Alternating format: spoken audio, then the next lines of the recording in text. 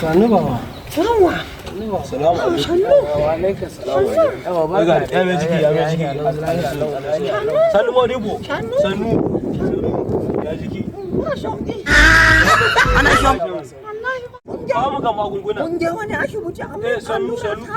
Zan diba Modibo, zan diba. Waɗannan ai magunguna ne marasa kyau, magunguna ne lalatattu. Wajen waye dan Allah wannan? Wani likita ne wallahi. Kai subhanallah. To kai baka da labarin wannan shaharan dakta din ta sada likitan sai da ya san matsalolin dan adam kafin a wani aya fara. Wallahi ba mu da labari shi yana shagon nashi yake. Yana nan wajen daɗin kowa su faya fatu wajen shagon Alhaji Hamza Umar mai gari. Yana da likitan da ya kware wajen bada magunguna. Wallahi ba mu da labari shi. Magungunan shi suna da inganci. Wallahi ba mu da labari shi ka ganna an yi magana har allura aka yi ba sauki. Kada ya ce a kan nan ko tuno mun shi. Sannu baba. Ya duba ni. Ke ban magani. Zai ba. Allah ya tuba.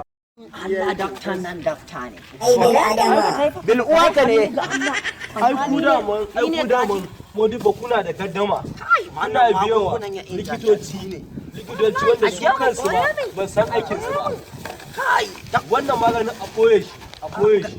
abuna ba wanda zan ba shi. Dan Allah ya yarda kuma an samu lafiya. Kaga yadda muka tafi baka bakare hannu ga Allah makalli yanda na dawo shari'a. Ai yana da ilimin abun ne. Yana da ilimin abun ne. ya san aiki. Gaskiya Allah ya share mai ya san abun da ke tsakani. Ko wani ya kara rashin lafiya.